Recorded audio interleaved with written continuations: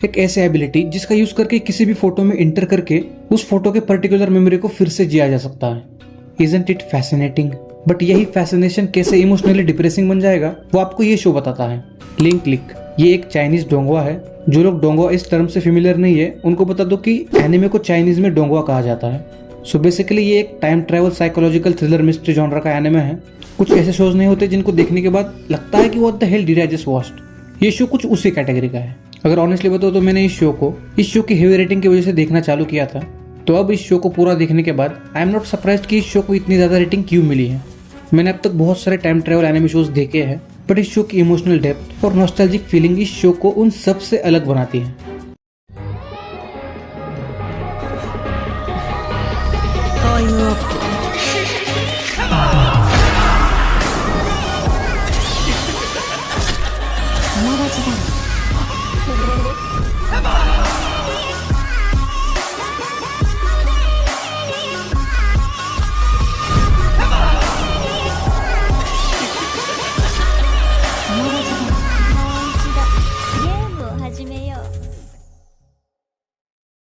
इस शो की story follow करती है लू और शैंग को, जो इस शो के दो मेन प्रोटोगनिस्ट है।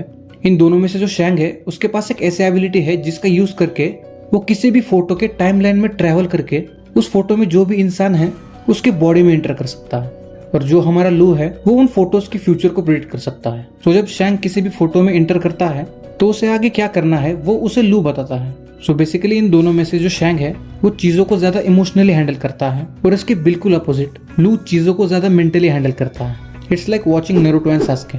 एक दूसरे से बिल्कुल अपोजिट होने के बावजूद वो दोनों मिलकर एक फोटोशॉप स्टूडियो चलाते हैं जहाँ वो अपने क्लाइंट्स के फोटो में इंटर करके उनको जिस पर्टिकुलर फोटो से जो स्पेसिफिक इन्फॉर्मेशन चाहिए होती है वो देते हैं।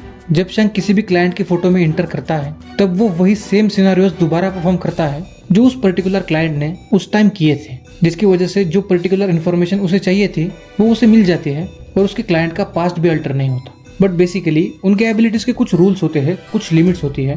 तो सबसे पहला रूल ये है कि उनको जिस फोटो से जो इन्फॉर्मेशन कलेक्ट करनी है वो उनको 12 घंटे के अंदर करनी होगी। सो बेसिकली देखा जाए तो 12 घंटे उनकी एबिलिटी की डेडलाइन है। दूसरा रूल ये है कि वो किसी भी फोटो में सिर्फ एक ही बार एंटर कर सकते हैं। इसका मतलब ये है कि उनको उस फोटो से जो भी पर्टिकुलर इन्फॉर्मेशन कलेक्ट करनी है वो उनको एक ही अटेम्प्ट में करनी होगी।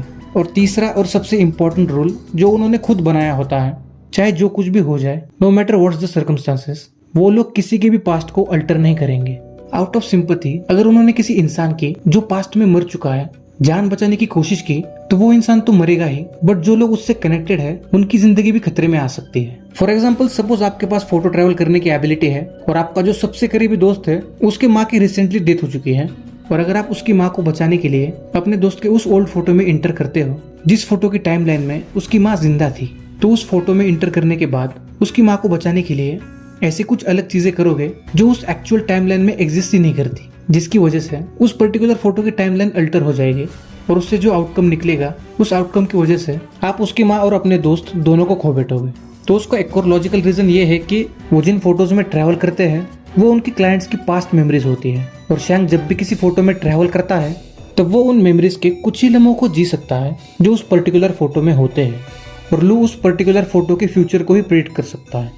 उस फोटो से पहले जो भी चीजें हुई थी और उस फोटो के बाद जो भी चीजें होने वाली है उसको वो प्रिडिक्ट नहीं कर पाएगा, जिसकी वजह से अमाउंट ऑफ अनसर्टेनिटी इतनी ज्यादा बढ़ जाएगी कि वो लोग इस चीज का अंदाजा नहीं लगा पाएंगे कि उन्होंने अगर एक सिनेरियो चेंज कर दिया तो उसका आउटकम कितना सब्सटेंशियल हो सकता है। तो अब तक मैंने आपको इस शो का एक बेसिक प्रीमाइस बता दिया है, बस एक चीज को छोड़ के। हमारा जो शैंग है वो जब भी किसी इंसान के बॉडी में एंटर करता है तो उस टाइम वो उस पर्टिकुलर इंसान की फीलिंग्स को महसूस कर सकता है। अगर वो पर्टिकुलर इंसान किसी दूसरे इंसान से प्यार करता है तो वो अनयूजुअल फीलिंग्स शैंग भी महसूस करता है। अगर इन शॉर्ट में बताना हो तो वो उस पर्टिकुलर इंसान से इमोशनली अटैच हो जाता है।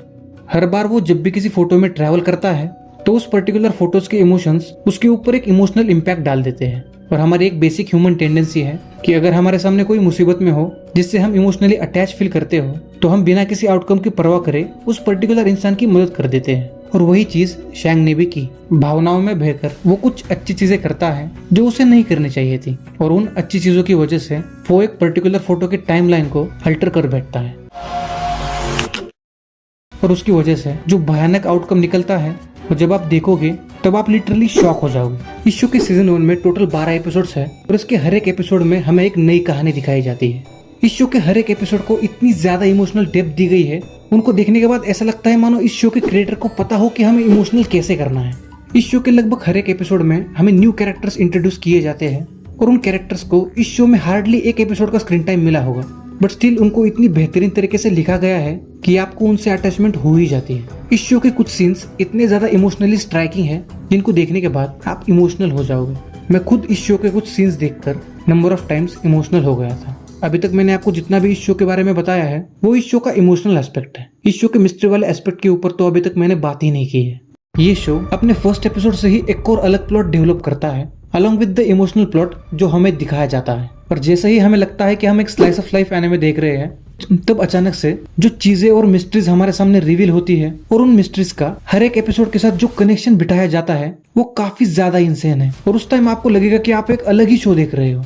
और उस टाइम जो शो की पेसिंग है वो आपके टेस्टोस्टेरोन लेवल को बढ़ा देगी। ये शो आपको रुलाएगा भी, नॉस्टैल्जिक फील भी करवाएगा और शॉक भी देगा। इस शो के विजुअल्स की बात करें तो विजुअली भी ये शो काफी ज्यादा स्टनिंग है। अल्दो ये एक चाइनीज एनिमे है, बट इसको देखते टाइम ऐसा लगता ही नहीं है कि हम एक चाइनीज एनिमे देख रहे हैं। इस शो के एनिमेशन की अगर डिटेल में बात करें तो इस शो में जो बैकग्राउंड फ्रेम्स यूज की गई है वो काफी ज्यादा ब्यूटीफुल लगती है, बिल्कुल एक पेंटिंग की तरह।